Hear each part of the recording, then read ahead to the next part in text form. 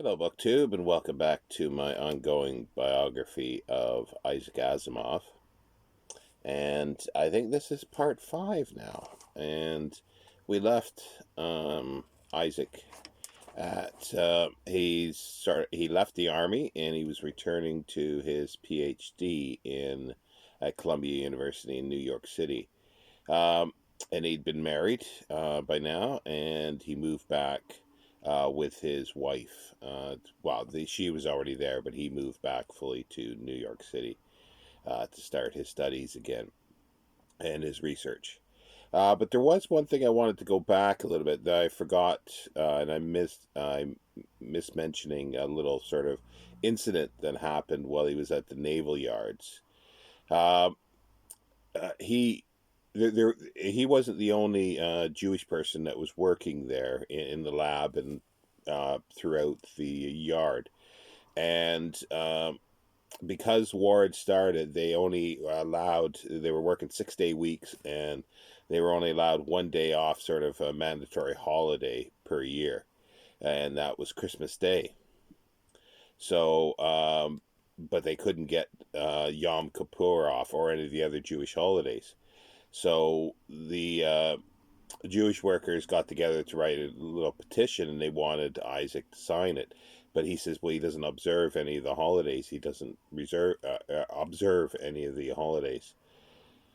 So they weren't too pleased with that. But then they said, well, but we've got to show a united front, and because if one doesn't, do this, they'll say everyone can work. If one can work that day, then all can.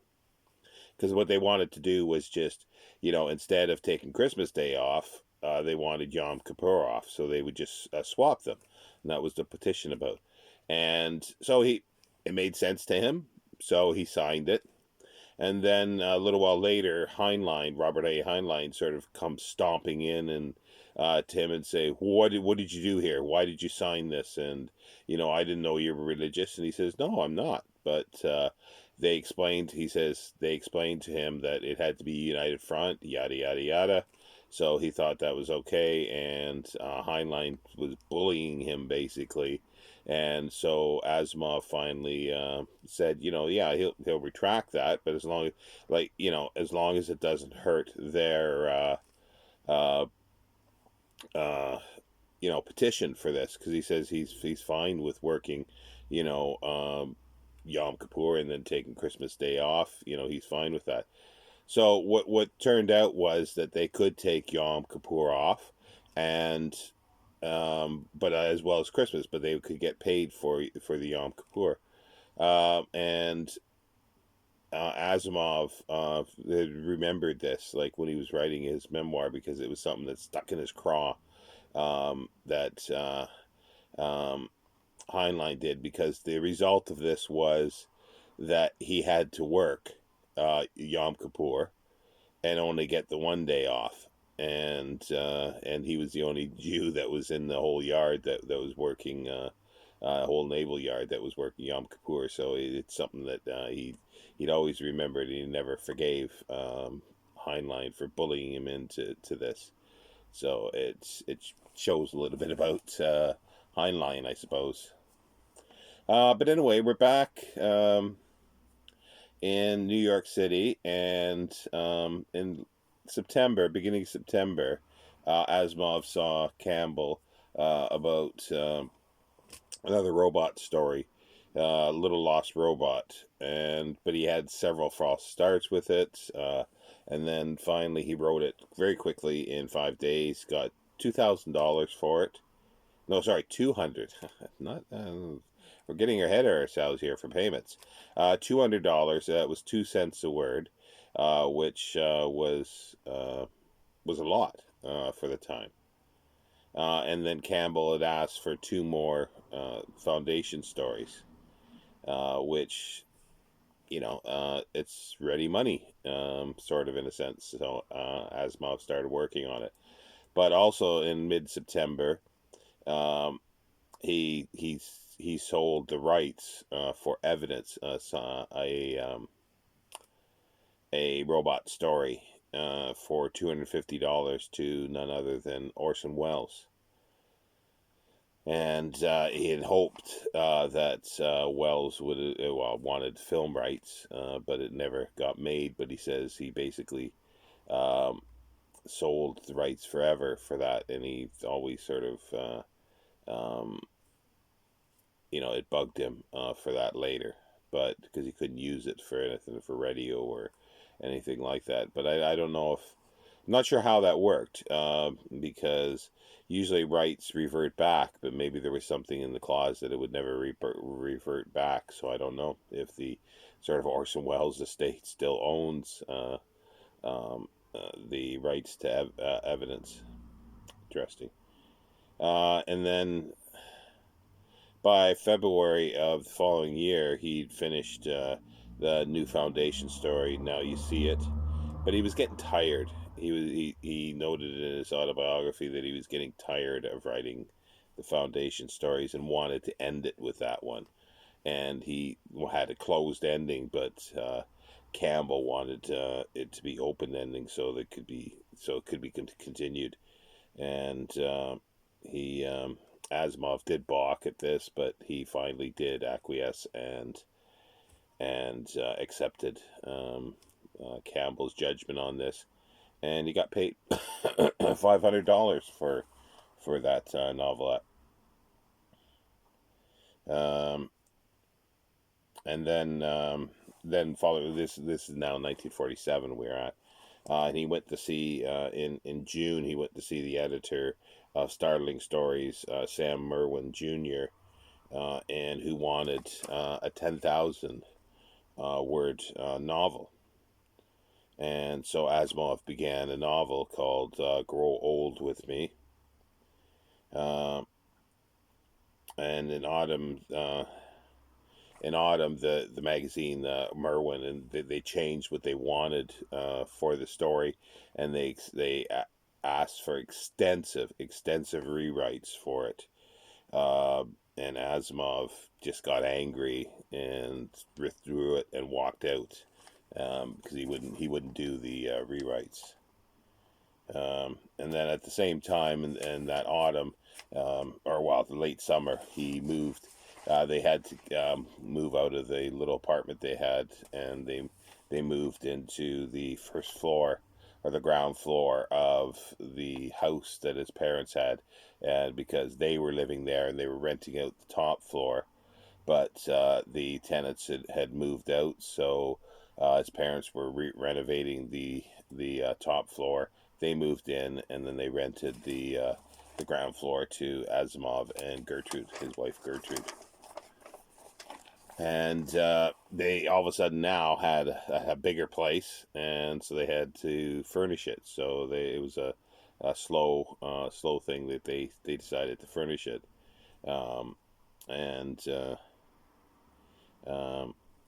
but at the same time, he was finishing his and this was the autumn of 1947 into 48. He was finishing his dissertation, and he found it very difficult to write in the sort of academic way because he kept writing it in a more conversational tone, and he actually had sort of, he wasn't telling what was happening because he wanted suspense in his dissertation, and his advisor said, "You can't do that. You can't do that. You have to tell what you're doing here.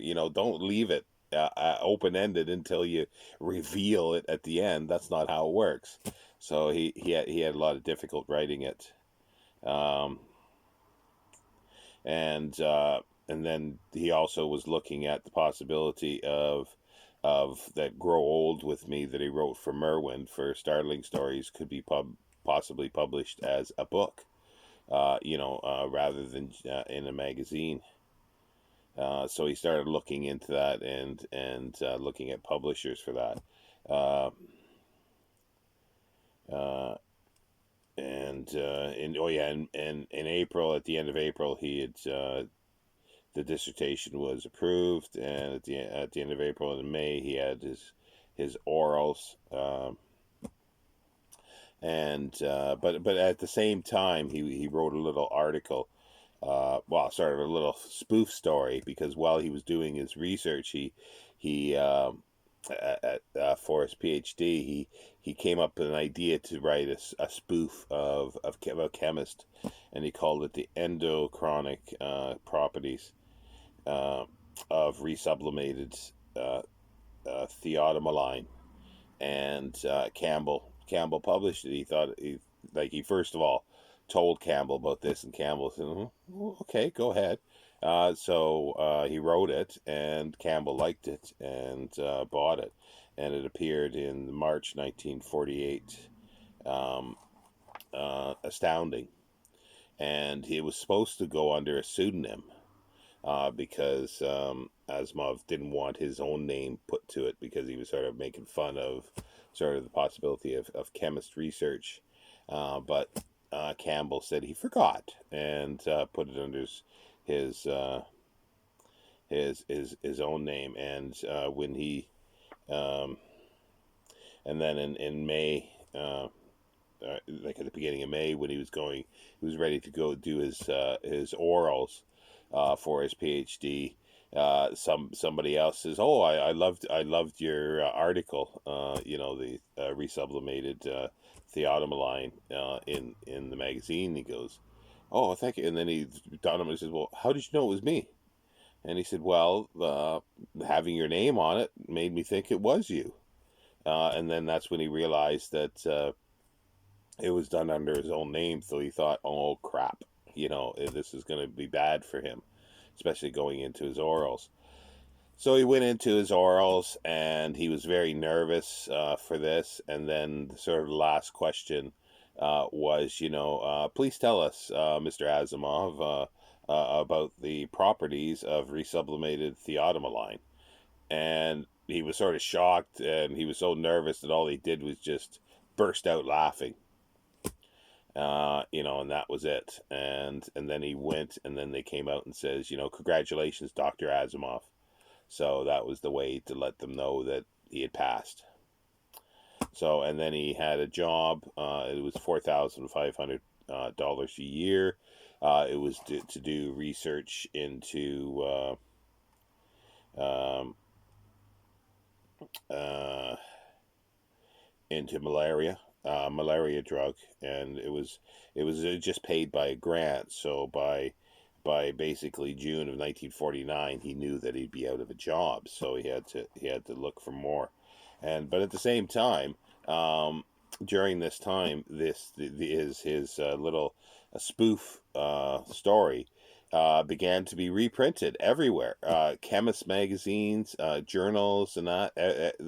It became one of his most popular stories at the time. And he was sort of realized, oh, it was actually good that it was under his name rather than somebody else's.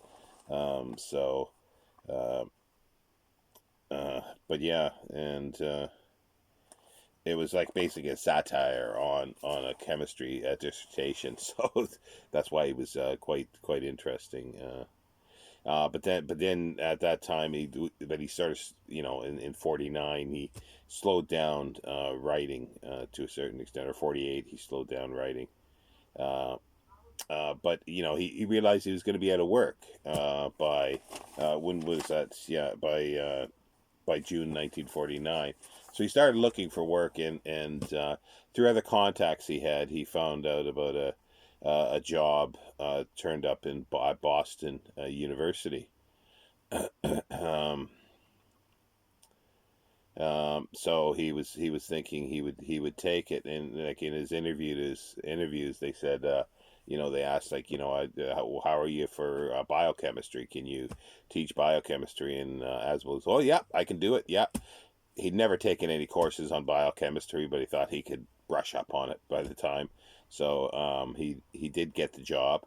Um, he did get a job for that.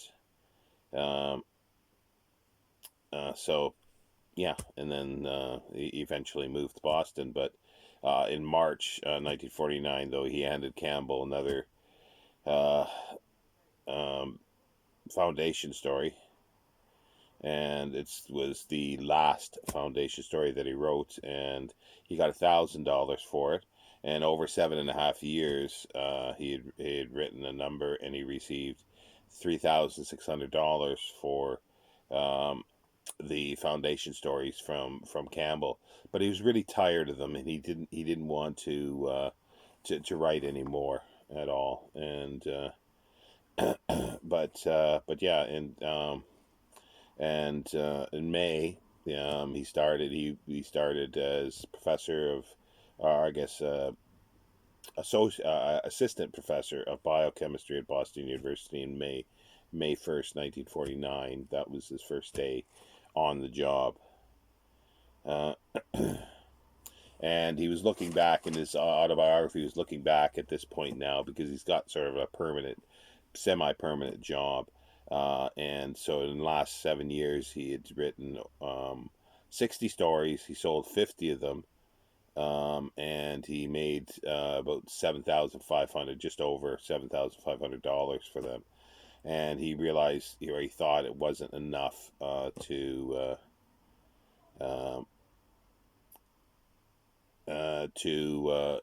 live on. So, but he was pleased at the progress he was making, and at the same time, he tried writing a science article for Campbell, but it was rejected as by Campbell as being boring, and also too, at the same time, he sort of reduced and he rewrote his dissertation, and sent a paper off to the Journal of American Chemical Society, and he called it the Astounding of Chemistry, the magazine. So, and he got his first sort of professional or academic paper published through that magazine. But he had a lot of uh, anxiety about leaving New York City, but he did, for Boston, obviously, and they had a small apartment they had that was nearby. I think it was nearby the university, the first one, and he also, he'd been shopping around his "Grow Old with Me" novel, and Doubleday took it, and they changed the name though to Pebble in the Sky, and it was the first Empire novel. And again, because it was sort of in a familiar universe, so he set it in sort of a pre-days of the Foundation universe, and it was just a shortcut for him. It wasn't planned to do something like that. He just sort of wrote it, and it was a shortcut for him. Um, So by the end of 1949, he had one novel published, and it was scheduled to be released at the beginning of 1950. And they did, but they asked him for another one, and they sort of asked for uh, another novel, and he was going to call it Stars of Dust, and he began at writing that um, in beginning in 1950, but also to Gnome Press, a Greenberg. It was a different Greenberg, not the Greenberg that the editor he would used to work with for all the anthologies, but wanted to publish a collection of robot stories. So he was very pleased for that. And then he's trying to write. He was trying to write the Stars of Dust at the same time from an outline, and he just couldn't. He couldn't do writing from an outline. So, and that was the sort of the pattern that he had, that he couldn't do an outline. He would know the beginning. He would know the end. Excuse me, and he would just see where the story goes, and that's how he did this. And eventually, when Pebble in the Sky came out, it was reviewed in the New York, January 29th, 1950 New York Times, and the review he quotes in his autobiography ends with, "Mr. Asimov is an old hand at this sort of thing, and this novel makes for fine reading." And then he goes on and says, I was satisfied, especially since both L. Sprague de Camp, and Bob Heinlein wrote to tell me how much they liked the book. So um, he was very pleased with how it was received. Um, and he continued with a few other scientific papers during 1950. But he hated academic writing. He noted in his autobiography that it wasn't fun when he found the the fiction writing was fun. And Horace Gold had started at this time Galaxy magazine, and he'd asked Asimov for a story. Um, and so he began working on a story for Horace Gold, but he was scared to learn to drive. He hadn't learned to drive, but he eventually did, and he enjoyed driving. So he got his first car. He bought a Plymouth. So he notes about how in his autobiography how much pleasure actually driving gave him, but he was still hesitant and a little scared with this. And in 1950, he had kidney stone for the first time, and it was very painful, and he was hospitalized for a bit. Um, uh, and uh, and that was like he went to a signing for iRobot on November 30th, 1950. And he says it at a bookstore in New York City. He says it wasn't a success. There was like 10 people showed up. Just think of being there, and getting, if you could have that dated from that time, iRobot, and knowing that there was only one of 10, or approximately 10 people that showed up, and probably all 10 had it signed on that day. Now, if you could prove that, that would be a neat little artifact. And they were for quite a while. Gertrude and him trying to, she was trying to get pregnant, and she finally did. Sort of surprisingly, didn't realize it in January 1951. They sort of realized that she was pregnant, and um, and he also, let me see, look time. I think we'll end sort of soon here, but uh, and he started writing his well